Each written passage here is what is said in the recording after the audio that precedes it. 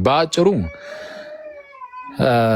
አንድ ሰው ክርስቲያን ሲሆን ኃይልን ያገኛል ምናምን የሚሉት ነገሮች እነዚህ ትክክል ናቸው። እንግዲህ መጽሐፍ ቅዱስ በግልጽ ነው የሚናገረው ኃይልን ያገኛል። አዎ አንድ ሰው የምርም ምንድነው ዝም ብሎ የሚያንኮራፋ አይነት ሰው አይሁን እንጂ በደንብ ከእግዚአብሔር ጋር መኖርን የሚፈልግ አይነት ሰው ከሆነ ኃይልን እያገኘ ምንድነው ከጸጋው የተነሳ መልካም ነገርን እያደረገ ከኃጢአት እየራቀ በጽድቅ ጎዳና እየተመላለሰ በኑሮም ቅዱስ እየሆነ ይሄዳል።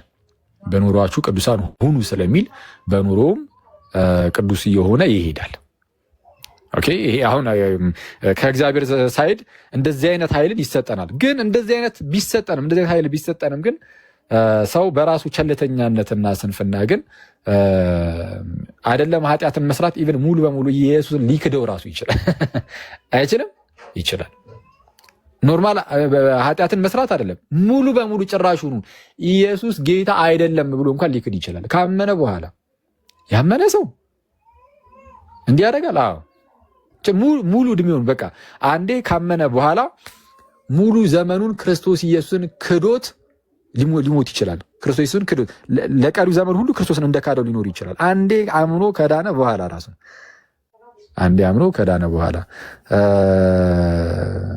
እና ምንድነው እንደው ይሄ ፍሬ አለማፍራቱ ወይም ደግሞ ኃጢአትን መስራቱ ይቅርና ይሄ እንደውም በጣም ከባድ ነው። መካድ ጌታ ኢየሱስን መካድ ይሄ አደገኛ ነው። ሮሜ 11 ላይ አንድ የሚናገረው ነገር አለ። ጳውሎስም ስለ አሕዛብና አይሁዳውያን ሲናገር አይሁዳውያን ባለማመናቸው ምክንያት ከግንዱ ላይ እንግዲህ ተቆርጠዋልና በግንዱ ላይ የተተከሉትን አሕዛብን ደግሞ ያነሳና ከእምነት የተነሳ እንትን እንዳሉ በግንዱ ላይ እንደሆኑ ይነግራቸውና ግን እነሱ ራሱ ቢክዱ ደግሞ ባያምኑ ደግሞ ይቆረጡ ዘንድ አላቸው። ለእነዛኞቹ ለአይሁዳውያን ያልራራ አስቀድሞ ለነበሩት ያልራራ ለእናንተ ደግሞ አያራራም ይቆርጣችኋል ይላል። ስለዛ ሰው ከካደ ይቆረጣል። ስለዛ ሊክድ ይችላል ነው። ስለዛ ምን ይሄ የመጀመሪያው ትልቁ ኃጢአት ኢየሱስን መካድ ነው። በነገራችን ላይ ክርስቶስን መካድ ደግሞ ማለት ነው የሆነ ኢየሱስ ክርስቶስ ጌታ አይደለም ብቻ ብሎ በአንደበት የመካድ ብቻ አይደለም። ኢቭን በስራቸው ይክዱታል እንደተባለ በስራ ደግሞ ሊካድ ይችላል። ኦኬ ሰው በስራው ደግሞ ኃጢአትን እየሰራም ወይ በምናምን እኔስ ክርስቶስን ሊክድ ይችላል። እና ይሄ እንዳለ እንደው ይያዝና ኖርማል ኃጢአት አንቺ እንዳልሽው ደግሞ ቢሰራ ስላልሽው መጽሐፍ ቅዱስ እሱንም በግልጽ ነው የሚናገረው። ገላትያ ምዕራፍ 5 ላይ ለምሳሌ የሥጋ ስራ የተገለጠ ነው ይልና አስቀድሞ ካለ የሥጋ ስራን ከቶ አትፈጽሙ ይላል። ቁጥር 16 ገላትያ ምዕራፍ 5 ቁጥር 16 ላይ የሥጋን ስራ ከቶ አትፈጽሙ ይላል። ከፈጸምን የሥጋ ስራም የተገለጡ ናቸው ብሎ ከዘረዘረው በኋላ ይሄ እነዚህ ቅናት፣ ሟርት፣ አድመኝነት፣ ምናምን፣ ዝሙት፣ መዳራት፣ ጣዖትን ማምለክ የመሳሰሉትን ምንፍቅና ወይም መናፍቅነት ምናምን እያለ ይዘረዘርና እንደነዚህ ያሉትን የሚያደርጉ አስቀድሜ እንዳልኩኝ የእግዚአብሔር መንግስት አይወርሱም ይላል። ሰው አንድ ጊዜ በክርስቶስ ኢየሱስ ካመነ በኋላ እንደዚህ አይነት ስራዎችን እየሰራ ቢኖር በቃ የእግዚአብሔር መንግስት አይወርስም፣ አለቀ። ሰው ነፃ ፈቃድ አለው፣ በኃጢአት ሊመላለስ ይችላል። ስለዛ በኃጢአት የሚመላለስ ከሆነ ይሞታል። ቀጠል አድርጎ 6ኛው ምዕራፍ ላይ የምዘው ገላትያ ምዕራፍ 6 ቁጥር 7 ላይ አትሳቱ፣ እግዚአብሔር አይዘበትበትም፣ ሰው የሚዘራውን ያንኑ ደግሞ ያጭዳል ነው የሚለው። በቃ ሰው የሚዘራውን ነው የሚያጭደው ነው ያለው። ይሄ ለክርስቲያኖች የተነገረ ነው። አትሳቱ። ክርስቲያኖችን እኮ እንደዛ የሚለው አትሳቱ፣ እግዚአብሔር አይዘበትበትም። ይዘበትበታል እንዴ? እግዚአብሔር አይዘበትበትም። እግዚአብሔር ክርስቲያን ስለሆንክ እንደው በቃ ኃጢአት ብትሰራም ችግር የለም ኖ አይልም። አትሳቱ፣ እግዚአብሔር አይዘበትበትም፣ ሰው የሚዘራውን ያንኑ ደግሞ ያጭዳልና ይልና በገዛ ስጋ የሚዘራ ይላል። ሚኒንግ የስጋ ፈቃድን የሚፈጽም ማለት ነው። አስቀድሞ ስለመንፈስ ፈቃድ ስለመንፈስና ስለ ስጋ ፈቃድ ሲናገር ነበርና በገዛ ስጋው የሚዘራ እሺ ከስጋ መበስበስን ያጭዳል። በገዛ ስጋው የሚዘራ ከስጋ ምንን? መበስበስን፣ የዘላለም ሞትን ማለት ነው። መበስበስን ያጭዳል። በስጋ የስጋ ፈቃድ የምትፈጽም ከሆነ እሺ። በመንፈስ የሚዘራስ እንደ መንፈስ ፈቃድ የሚመላለስ ካለስ በመንፈስ የሚዘራ ግን እርሱ ከመንፈስ ምንን ያጭዳል? የዘላለምን ሕይወት ያጭዳል። የዘላለም ሕይወት ይታጨዳል። አዎ ይታጨዳል። እንግዲህ ጳውሎስን ያለ ምን እናድርገው? ያውም ገላትያ ላይ ብዙ ሮሜ ገላትያ ይላል አይደል? ገላትያ ላይ ምንድነው የዘላለም ሕይወት ይታጨዳል ይላል። በጣም የሚያስገርመው ደግሞ ከላይ ምን ብሎ ጀምሮ ነው ይህንን ነገር ያስቀምጠው? ሰው የሚዘራውን ያንኑ ያጭዳል ካለ በኋላ የስ መበስበስም ይታጨዳል። አዎ የዘላለም ሕይወትም ይታጨዳል። እንደ ስጋ ፈቃድ የሚኖሩ መበስበስን ያጭዳሉ፣ እንደ መንፈስ ፈቃድ የሚመላለሱ ግን የዘላለም ሕይወትን ያጭዳሉ። እንደ መንፈስ ፈቃድ መመላለስ ምን ማለት ነው? ከታች ዝቅ ብሎ ይናገራል። እዛው ጋር ምን ብሎ ባንዝልም በጊዜው እናጭዳለንና መልካምን ለመስራት አንታክት። ምን ለማድረግ አንታክት? መልካምን ለመስራት አትሳቱ። እግዚአብሔር አይዘበትበትም እኮ አይዘበትበትም። አለቀ። ስለዚህ እኛ አሁን ሐሰተኛ እንትኖችን እንደዚህ ሐሰተኛ የሆኑ ተስፋዎችን ሰተን አሁን ሰዎችን አንጠራምኛ አንድ እመኑ እንጂ እንደው ከዛ በኋላ ነው ድንገት እንደው ተሳስታችሁ ራሱ ኃጢአት እየሰራችሁ ብትኖሩ ትደናላችሁ አንልም። ሰው ኑ ከዛ በኋላ ፍጹም ከኃጢአት ራቁ ብቻ ራሱ አይደለም ፍሬን እያፈራችሁ ኑሩ። ኃጢአት ቀጥሎ የሚመጣ ነው። በነገራችን ላይ ኃጢአት ባትሰራ ራሱ ግዴታ ፍሬን ማፍራት አለብህ። በነገራችን ላይ አሁን ኃጢአት ሰው እየሰራ ቢኖር ይድናል ወይስ ይሞታል ምናምን የሚለው ክርክር ሆኖ ሲነሳ ማለት ነው ፍሬን ማፍራት ለድህነት እንዳይመስል ሆኖ እየተቀመጠ ነው። ጭራሽ ፍሬን አለማፍራት ራሱ ያስቀጣል። አይደለም ኃጢአት መስራት፣ ፍሬን አለማፍራት ራሱ ያስቀጣል።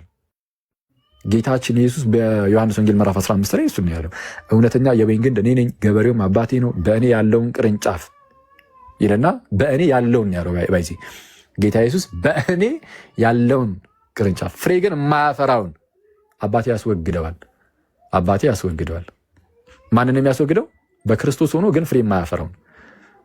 በክርስቶስ ሆኖ ሰው በክርስቶስ የሚሆነው እንግዲህ በክርስቶስ ከሆነ ድኗል። ኦልሬዲ ያ ሰው ሳያምን በክርስቶስ አይሆንም።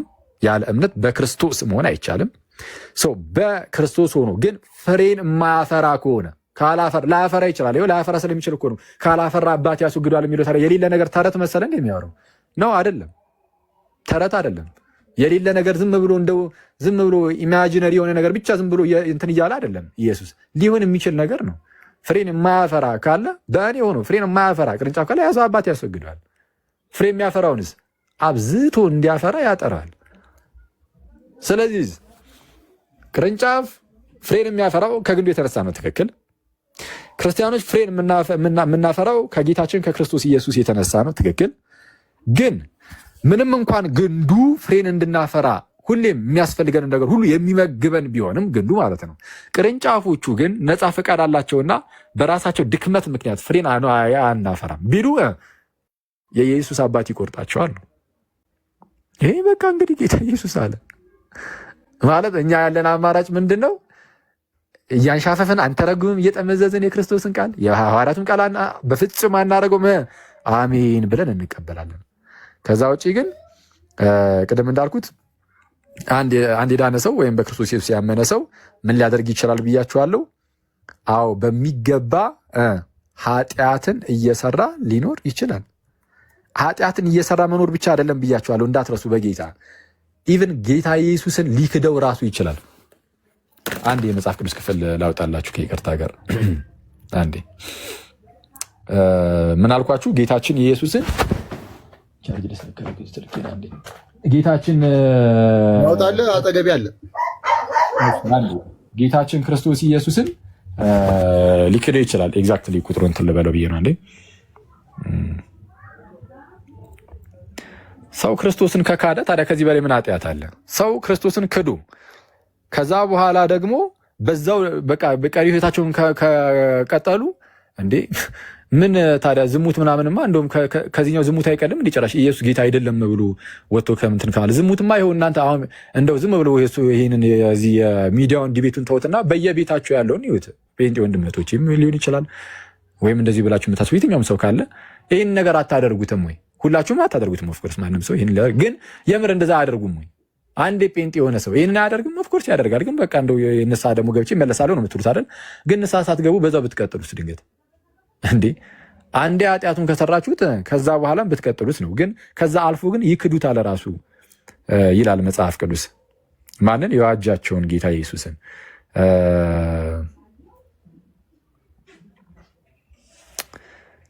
አንዴ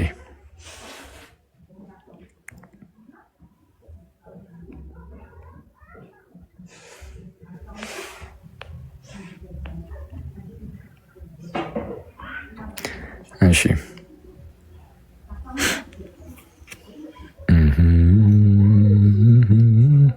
እንዳልኳችሁ ግን ኖርማል በኮንፌሽን ደረጃ ብቻ ግን አይደለም ክህደት። እንዳልኳችሁ ይሄ ኢየሱስ ጌታ ነው የሚለውን ብቻ አይደለም ሰው የሚክደው። እንዳልኩት ኖርማል በስራም መካድ አለ። እሱ መታወቅ አለበት። በስራ መካድ እንዳለ ሊታወቅ ይገባል። ይሄ በስራ መካድ ማለት በቃ ከምግባር ይወጡ እና አንዳንድ ሰዎች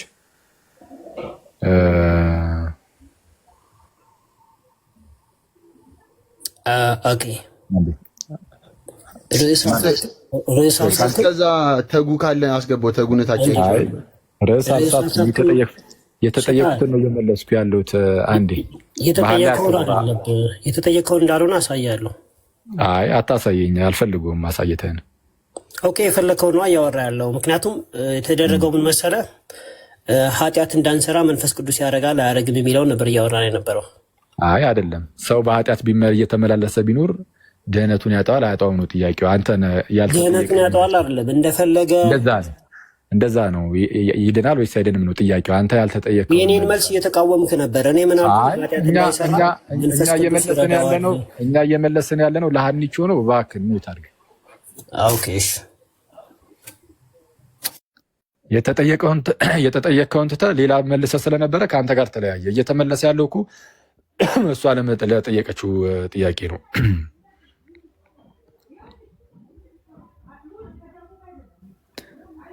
ተጉ ካለ ገባ ወንድማችን።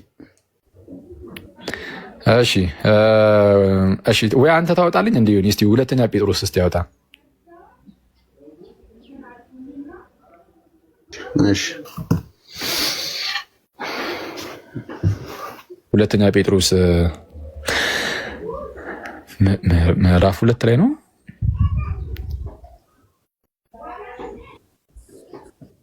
ምዕራፍ 2 ይኸውና ናው ሁለተኛ ጴጥሮስ ምዕራፍ 2 ቁጥር 1 ላይ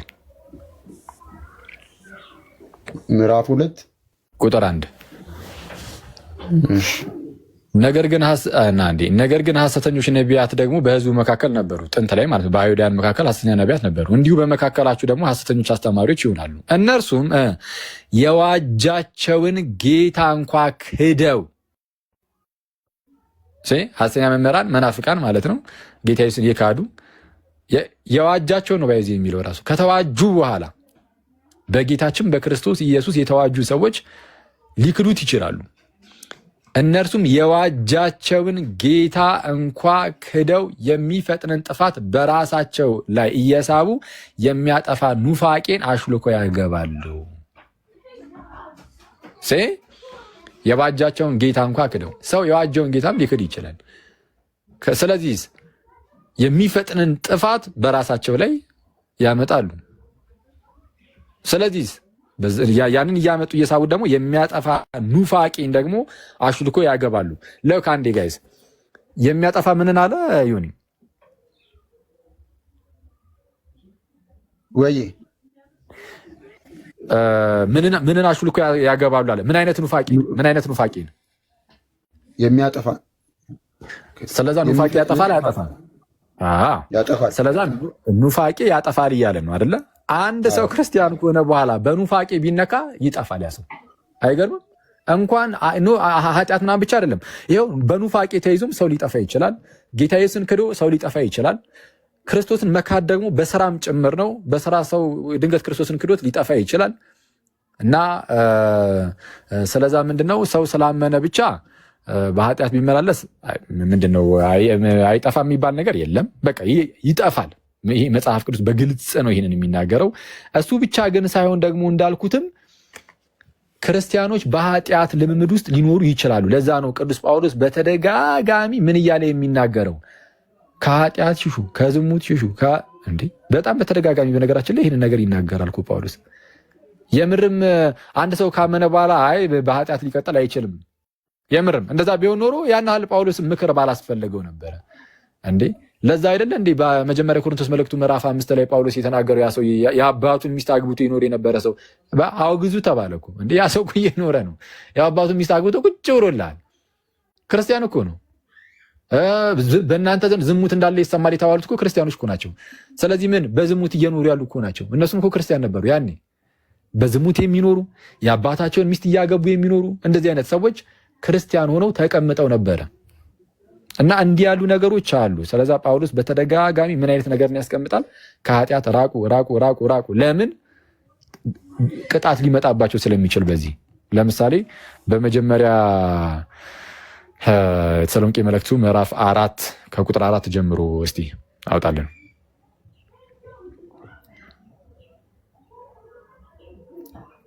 አንደኛ ተሰሎንቄ ምዕራፍ 4 ከቁጥር 4 ጀምሮ ከዝሙት እንድትርቁ ሎክ ጋይስ ያው በደንብ ይሁ ከዝሙት እንድትርቁ እግዚአብሔርን እንደማያውቁ አሕዛብ በፍትወት ምኞት አይደለም እንጂ ከእናንተ እያንዳንዱ የራሱን ዕቃ በቅድስናና በክብር ያገኝ ዘንድ እንዲያውቅ አስቀድመን ደግሞ እንዳልናችሁና እንደመሰከርንላችሁ ጌታ ስለዚህ ነገር ሁሉ የሚበቀል ነውና ማንም በዚህ ነገር አይተላለፍ፣ ወንድሙንም አያታል። እንዴ ይበቀል ፕላስ ደግሞ ክርስቲያኖች በእንደዚህ ነገር ውስጥ ይገባሉ። ባይገቡ ኖሮ ይሄ ምክር አይሰጣቸውም። ስለዛ ክርስቲያኖች እንደዚህ አይነት ኃጢአት ውስጥ መሰነካከል ውስጥ ሊወድቁ ይችላሉ። ከወደቁስ ምን መሆን አለበት? ቶሎ ብለው በንስሐ መመለስ አለባቸው። አሊያ ግን የሚበቀል ጌታ አለ። ምን እንዳለ አይተው በጣም እኮ የሚያስገርሙ ይሄ ክፍል ጋይስ እያያችሁ ነው። ከዝሙት እንድትርቁ አለ። እግዚአብሔርን እንደማያውቁ ሁሌም እንደምንለው ይሄ እግዚአብሔር እንደሌላቸው አይነት ህዝብ አይደለም እኛ መኖር ያለብን። በቃ እኛ እግዚአብሔር አለ፣ አምላክ አለን፣ አምላክ ያለን ሰዎች ነን። ስለዛ እንደ እግዚአብሔር ፍቃድ ልንኖር ይገባ የሚል ሰው ልክ እንደዛ ማለት ከዝሙት እንድትርቁ እግዚአብሔርን እንደማያውቁ አሕዛብ በፍትወት ምኞት አይደለም እንጂ ከእናንተ እያንዳንዱ የራሱን ዕቃ በቅድስናና በክብር ያገኝ ዘንድ እንዲያውቅ አስቀድመን ደግሞ እንዳልናችሁና እንደመሰከርንላችሁ አስቀድመን ደግሞ እንዳልናችሁ እንደመሰከርንላችሁ ጌታ ስለነዚህ ነገር ሁሉ ምን የሚል ነው? የሚበቀል ነው። ምን የሚል ነው? ይሄ በዝሙት ውስጥ በኃጢአት እቀጥላለሁ ብትል ጌታ ስለዚህ ነገር ሁሉ የሚበቀል ነው። እነሆ በቶሎ እመጣለሁ፣ ለእያንዳንዱም እንደ ስራው ከፍለው ዘንድ ዋጋዬ ከኔ ጋር አለ ያለው ጌታ ስለነዚህ ነገር ሁሉ የሚበቀል ነው እና ማንም በዚህ ነገር አይተላለፍ። እንዴ በቃ መጽሐፍ ቅዱሱ እዚህ ጉዳይ ላይ ክሪስታል ክሊር ነው። በቃ አለቀ። ማንም በዚህ ጉዳይ አይተላለፍ፣ ወንድሙንም አያታል። ለምን? ለርኩሰት ሳይሆን እግዚአብሔር በቅድስና ጠርቶናልና። ሰው በተቻለ አቅም ሰው የእግዚአብሔርን ጸጋ ከተቀበለው እንደውም በሱ ላይ ይከፋል። በማን ላይ ይከፋል? የእግዚአብሔርን ጸጋ በተቀበለው ሰው ላይ ይከፋል። ጸጋውን ተቀብሎ ጸጋውን የሚያክፋፋ ከሆነ በቃ ይሄ አደገኛ ኃጢአት ነው። በስመ አብ የክርስቶስ እንደምን መርገጥ ነው። እንዲህ አይነት ጸጋን ከተቀበሉ በኋላ ተመልሶ እንትን ማለት እና ስለዛ እንዳልኩት በክርስትና ማንም ሰው አንድ ካመነ በኋላ በቃ በኑሮ ቅዱስ ሆኖ መኖር አለበት። ነፃ ፈቃድ አለው። ምንድነው? ንስሐ እየገባ ከቅዱስ ሚስጥር እየተካፈለ በቅድስና ህይወት መኖር አለበት። በኑሮ ሁሉ ቅዱስ እየሆነ ሲሄድ ክርስቶስን በመምሰል ህይወት ውስጥ እያደገ ሲሄድ ያኔ ድህነቱን እየፈጸመ ይሄዳል። ድህነታችሁን ፈጽሙ ማለት እንደዛ ነው። አለበለዛ ግን ሰው ኢየሱስን ሊክደው ይችላል። ጭራሹን በኃጢአት ሊመላለስ ይችላል። ፍሬ ላያፈራ ይችላል። እነዚህ ከድህነት ሊያርቁ ስለሚችሉ መጠንቀቅ አለበት። እንደዛ ብለን ነው የምናስተምረው። ሐሰተኛ ተስፋንም ለሰዎች አንሰጥም ማለት ነው እና እንደዛ ነው። አንቺ የኛ ደግሞ ተባረክ። አንዴ ጥያቄ ትቀበላለህ? ይቅርብኝ ዳኒ፣ እንትን ጭቅጭቅ ይሆናል። አሁን እናንተ ጭቅጭቅ አይደለም። ምን አሁን ተጨቃጨኩ እንዴ? አሁን ራሱ አወራር። ይቅርብኝ ዳኒ። ጥያቄ ኢምፖርታንት ነው፣ ከርዕሱ ጋር የተያያዘ ነው። እሺ ጥያቄህን ብቻ ጠይቀህ ዘጋው። እንትን ሌላ እንደዛ እያለን ጉንጭ አልፋ ክርክር ውስጥ መግባት ስለማልፈልግ ማለት ነው። ጥያቄህን ብቻ አስቀምጠው። እሺ ኦኬ። ጥያቄን ብቻ ነው የማቀርበው። በመንፈስ ቅዱስ ተሞልተሃል ወይ? አንድ የስ ኦር ኖ መልሱ ለምን? እሺ እሱን ያው እንግዲህ ቅድም ስትናገሩ ነበረ፣ ግን ቀጥታ ዳይሬክትሊ ለአንተ ስላልሆነ እየመለስኩ የነበርኩት ለአንተ ስላልነበረ ይህንን ልነካው አልቻልኩም። ግን አሁን ከነሳው አይቀር ግን እንግዲህ ዝም ብዬ ልሂድበት። እሺ በመንፈስ ቅዱስ መሞላት ብለህ ቅድም አንስቶ ነበረ። ስለዛም ጥያቄ ስለጠየቁኝ ጠቅላላ አድርጌ ልመልስ። ሰው በመንፈስ ቅዱስ ከተሞላ የጸጋ ስጦታዎች በልሳን ምናምን ይናገራል። ከዛ በኋላ እንደዚህ ይሆናል ምናምን የተባለው ለ900 ዓመት የሌለ የዛሬ 100 ዓመት የጀመረ የጴንጤዎች እምነት ነው። ይሄ ማለት ለምሳሌ ከዛሬ ከ100 ምናምን ዓመት በፊት የነበሩ ፕሮቴስታንቶች ራሱ የማያውቁት እንግዳ ነገር ነው። እነ ማርቲን ሉተር፣ እነ ጆን ካልቪን፣ እነዚህ እንግዲህ ሌሎችም እነ ጆን ዌስሊ፣ እነ ቦሊንጋር እና ማነው ምናምን የተባሉ ሁሉ እነዛ የሚያካክሉ ታላላቅ የፕሮቴስታንት አባቶች በመንፈስ ቅዱስ አልተሞሉም ያስብላል። በነገራችን ላይ አሁን የእኛን አባቶች የክርስቲያን አባቶችን ተዋቸውና የፕሮቴስታንት አባቶች ራሱ እንደዚህ አይነት ነገር አያውቁም። ለ400 ዓመት አካባቢ ሙሉ እንደነዚህ አይነት ነገሮችን አያውቁም። ድንገት የዛሬ 100 ዓመት አካባቢ አሜሪካን ሀገር ነው አሉ በቃ በመንፈስ መሞላት እንደዚህ ነው ተብሎ አሁን ላይ በፕሮቴስታንቱ ዘንድ አክቹዋሊ በፕሮቴስታንት ዘንድ ብቻ አይደለም አሁን ላይ ሁሉም ጋር ይሰራል። ኦንሊ ጂሰሶቹ ጋርም ጴንጤው ጋርም ሁሉም ጋር ይሄ በልሳን መናገር ተብሎ አለ። ኦኬ እሱን ያዝ እናደርገውና አሁን ቅድም የተናገርኩ ላይ እኔ መንፈስ ቅዱስን ተሞልቻለሁ። አዎ ተሞልቻለሁ። መንፈስ ቅዱስን የተሞላ ሰው ነሰሰርሊ ልሳን መናገር አለበት የለበትም? ስለዛ መንፈስ ቅዱስን የተሞላ ሰው አንዱ ምንድነው? አንዱ መለያው ምንድነው ከተባለ ጌታችን ክርስቶስ ኢየሱስን እንድንወደው ያደርጋል። ከክርስቶስ ጋር እንድንኖር የሚያደርግ ነው። ምንድነው? ኃይልን ደግሞ የሚሰጠን መንፈስ ነው። ስለዛ ቅዱሱ መንፈስ ነሰሰርሊ ልሳን ምናምን ያውም ልሳን ስንል በነገራችን ላይ ፕሮቴስታንት ጋር ያለውን አይደለም። እሱን መንፈስ ቅዱስ አይሰጠውም ብዬ ነው ማምነው። አሁን እሱ እዛ ውስጥ አልግባና መንፈስ ቅዱስ ተሞልተሃል ወይ ከሆነ ጥያቄው በአጭሩ መልሴ አዎ የስ መንፈስ ቅዱስን ክርስቲያኖች ተሞልተናል። እና በምን ይታወቃል የሚል ጥያቄ ድንገት የሚመጣ ከሆነ ሁለተኛ ጊዜ አሁን ደግሞ ጥያቄ ምናምን እየተባለ እንዳይጓተት ማለት ነው እዚህ መልሰው እናለፍ። በምን ይታወቃል መንፈስ ቅዱስ? እንዳልኳችሁ የመንፈስ ቅዱስ መለያው በህይወታችን ውስጥ ከክርስቶስ ኢየሱስ ጋር ያለን ግንኙነት ላይ ምንድነው? ክርስቶስን እንድንወደው ማድረጉ ላይ ልክ እንደዛ ማለት ነው። ማጠንከሩ ላይ አንዴ ይሄ በክርስቶስ የተሰራውን የማዳን ስራ በእኛ ላይ ማድረግ ብቻ አይደለም መንፈስ ቅዱስ። ከዛ በኋላ ባለው ህይወታችን ውስጥ ሁሉ ጋይድ የሚያደርገን መንፈስ ቅዱስ ነው። ስለዛ መንፈስ ቅዱስ በዚህና በዛ ይገለጣል። ግን የመንፈስ ቅዱስን ስራ ለመቀበል ወይም ደግሞ ለማግኘት የሆነ አንዴ ተሰጥቶናል። ኦፍኮርስ ግን የሆነ ምቹ መሆን አለብን ለመንፈስ ቅዱስ ላይ ማለት መንፈስ ቅዱስ እንዲሰራብን ማለት ነው። እምቢ እያልከው እጅህን ጠምዝዙ አዳፍቶ አይሰራብህም። ስለዛ ምንድነው እጅህን ለመንፈስ ቅዱስ ዘርግተ መስጠት አለብህ። ያኔ በህይወት ውስጥ በደንብ ለውጥ እያየ የመንፈስ ቅዱስን ፕሬሰንስ በህይወት ውስጥ ታያለ ምናምን እንደዛ ይሆን ይሄዳል እና ያ ነው። አመሰግናለሁ።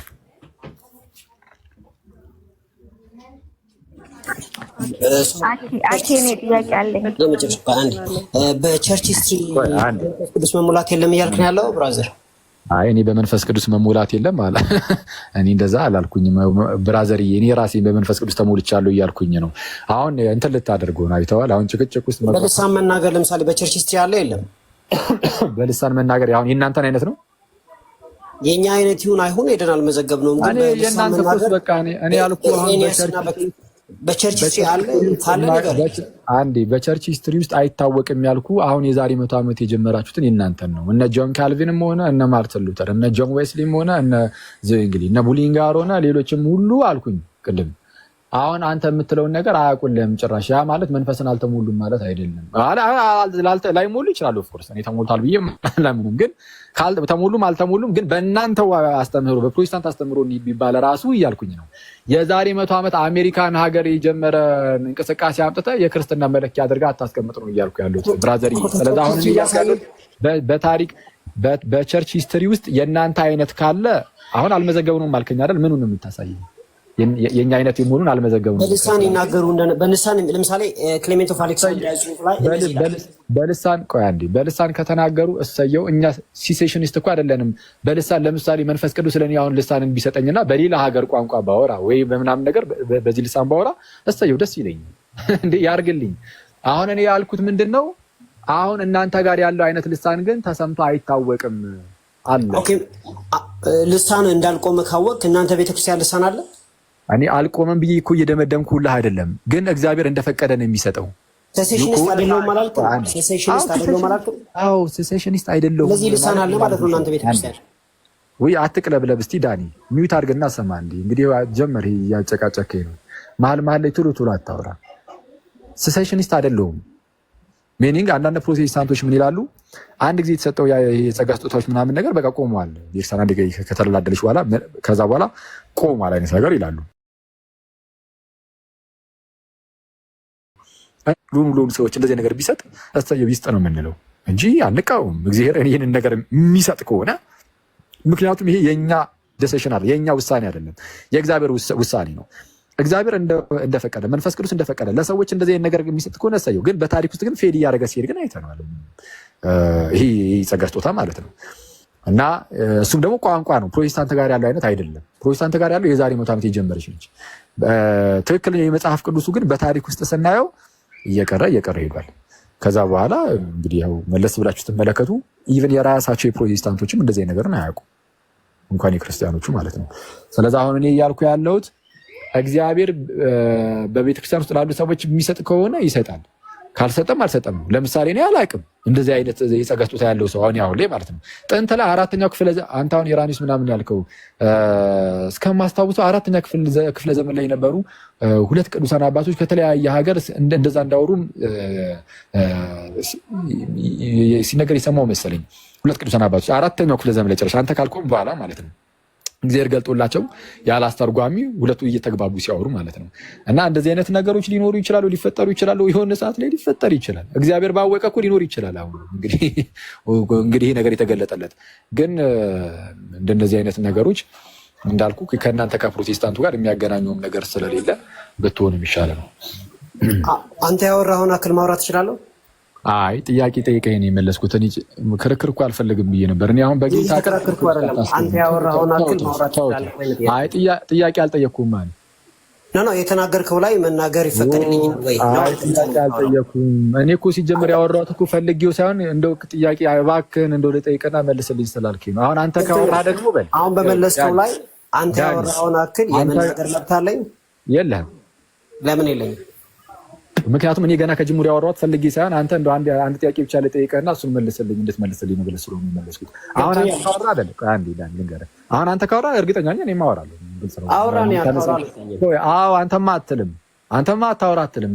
ችግር የለብህም እንደዚህ እየተመላለስን ብንውል። እኔ ግን ይደክመኛል በጣም። አንድ ጊዜ ብቻ ነው የማወራው። የማይፈቀድልኝ ምክንያት ለምንድን ነው? አስቀድሜ ስለነገርኩ ዳኒ፣ በጌታ አታዝገኝ። በቃ ከሀኒቾ ጋር ቀጥል። ሀኒቾ ከእሷ ጋር ቀጥል።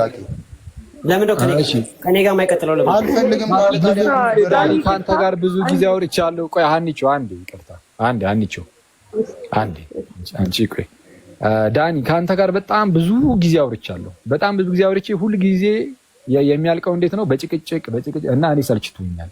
መጨቃጨቅ አልፈለግም። ክርስትና ላይ የሚነሳ ጥያቄ ካለ መጽሐፍ ቅዱስን ገልጬ ትምህርቶችን እሰጣለሁ፣ መልስ መልሳለሁ።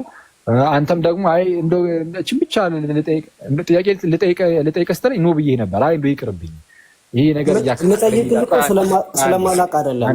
አንዴ እያከራከረን ስለሚሄድ ይቅርብኝ ብዬ ነበረ። ግን አይ እንደው አንድ ጥያቄ ብቻ አልከኝ። ከዛም በቃ እሺ ይሁን አልኩ። ጠይቀህ ስመልስ ደግሞ አሁን ምን አልክ ደግሞ? አንተ ያወራውን ያህል ደግሞ እኔ ላውራ፣ ከዛስ እኔ ደግሞ አወራለሁ፣ ከዛስ አንተ እያልን እኔ እንደዚህ አይነት ክርክሮች ውስጥ መግባቱን አልፈልገውም። ዳኒ ከታላቅ ይቅርታ ጋር አመሰግናለሁ። አንተ ባወራኸው ነገር ላይ ማውራት አይፈልግም። በጌታ ስም አታዝግኝ፣ በክርስቶስ ስም ዳኒ። እንዴ ምን ጉር ነው? በጌታ ዳኒ የሆነ እንትን እንዳንል በቃ ቫይቡ ይመለስ። አሁን መዝሙር ብቻ ሊከፈትልን ትላለህ። ቫይቡ የሚመለሰው እኔ ሳልናገር ነው። ኧረ በጌታ ስም ዳኒ ተስማምተን የጀመርከው እንዴ? በስመ አብ ጥያቄ ነበረኝ እንዴ? እሺ ጥያቄ፣ አሁንም ጥያቄ። ከዛ ላይ ከመለስኩ በኋላ ግን ላውራትኝም አይደል? ኦኬ በቃ ተው። ናኩስ ቢቀር ይሻላል። እንደ ኖርማል ጥያቄ ጠይቀሽ እንደመለሰልሽ የምትፈልጊ ከሆነ ከመጽሐፍ ቅዱስ ጠቅሼ ምናምን፣ ከመጽሐፍ ቅዱስ ከሆነ ጥያቄው ከመጽሐፍ ቅዱስ ጠቅሼ መልስ አሉና ግን እንትን ይላል። ይሄ ክርክር እየሆነ ካንቺ ጋር ጥያቄ ካለሽ ጠይቂ፣ ጥያቄ ካለሽ ጠይቂ። እሺ ፈቅዶልሻል። በቃ አንቺ ትሻያለሽ።